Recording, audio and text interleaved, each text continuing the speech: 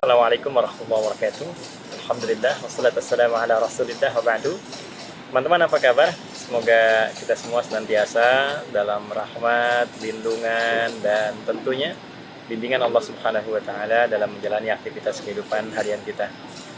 Teman-teman, di beberapa hari belakangan ini kita banyak saksikan diskusi yang bisa kita lihat baik di podcast, media sosial, ataupun juga media televisi yang masih tertuju titik fokusnya kepada musibah yang terjadi di Palestina, yang saat ini kita tentu selain juga berempati pada situasi yang terjadi di Palestina, juga berharap bukan hanya kedamaian tapi juga sifat-sifat kemanusiaan global bisa lahir dan menempatkan suatu sesuai dengan tempatnya.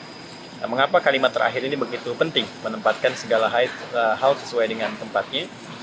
Karena belakangan ini nampak ada beberapa, bukan pemikiran sebetulnya, tapi kalau di dunia ilmu mantik ya, mantik itu logika ya, ada beberapa pernyataan-pernyataan yang nampaknya tidak sejalan dengan jalur logika sehingga pengambilan kesimpulannya juga keliru.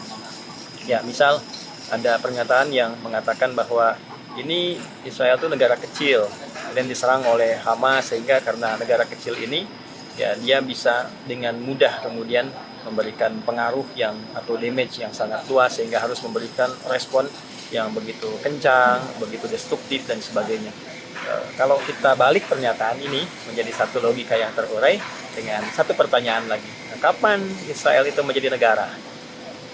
Kapan tiba-tiba jadi negara? Ketika disebutkan misalnya ini negara kecil kok diserang sehingga bisa berpengaruh kepada bagian-bagian secara luas, dan diilustrasikan kalau kota besar diserang mungkin satu bagian tidak berdampak kepada yang lain, tapi kalau ini satu tempat yang kecil kena letupan yang lainnya akan kena. Nah, pertanyaannya dibalik, kapan Israel itu jadi negara?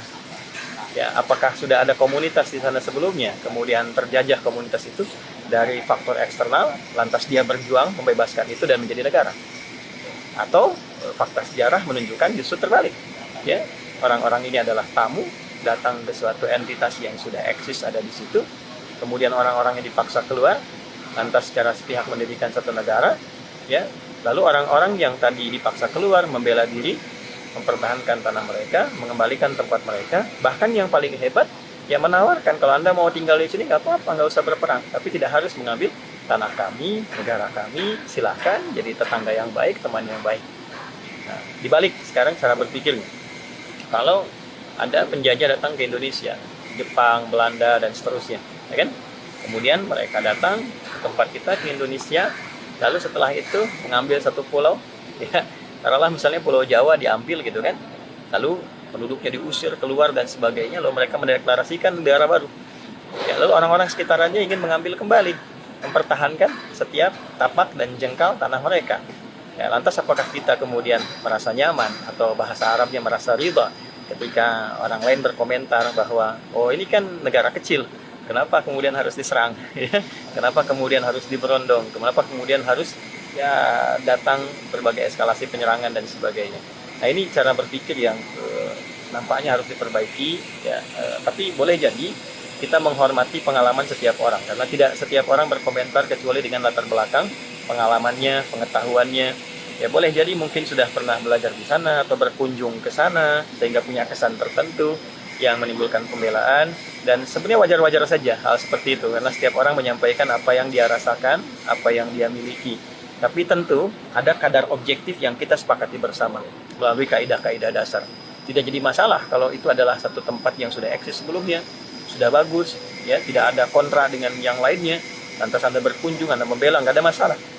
Ya, taruhlah sekarang kita ingin katakan ada New Zealand misalnya, ya, satu negara yang kecil, atau taruhlah Singapura, tetangga kita misalnya, atau Brunei, ya kan wilayahnya tidak seluas Pulau Jawa, ya, satu bagian yang sangat kecil, ujung ke ujung di Singapura cuma 2 jam bisa ditempuh, ya, tiba kemudian ada orang mau menyerang, ya, dia mau masuk dengan berbagai macam penyerangan, ya tentu wajar kalau dari sana kemudian membela, ya, lalu memberikan respon yang sangat kuat, dan Anda dari luar bisa mengatakan itu negara kecil kok diserang dengan begitu rupa.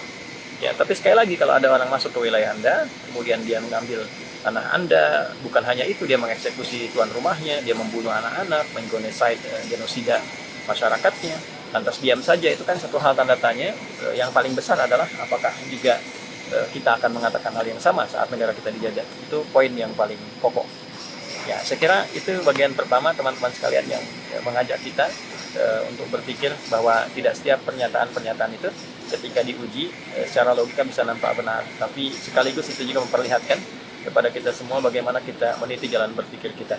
Ini tidak untuk menyalahkan satu dua orang, juga tidak untuk mencemooh, tapi lebih untuk kita mencoba untuk bertukar pikiran dalam rangka berargumentasi dengan tetap menjaga sopan santun, saling memperbaiki, dan tentunya berniat baik, tidak untuk menjatuhkan pihak-pihak tertentu, tapi lebih menempatkan suatu sesuai dengan tempatnya. Premis itu bila ditempatkan dengan benar, maka kesimpulannya akan benar. Tapi jika salah, kesimpulannya pun akan keliru. Ya, monyet senang pisang, ya kan? Si fulan senang pisang. Kan kita tidak bisa mengatakan si fulan sama dengan monyet, itu kan mustahil, ya kan? Ya, tapi kita bisa katakan si fulan dan monyet itu sama-sama senang pisang. Maka secara kesimpulan dua premis ini, premis A, premis B benar, dan kesimpulannya C pun adalah benar. Tapi yang tidak bisa disamakan dalam menyamakan manusia dengan binatang. Ya, saya kira itu penutup yang bisa disampaikan. Adi Hidayat, Mira. Assalamualaikum warahmatullahi wabarakatuh.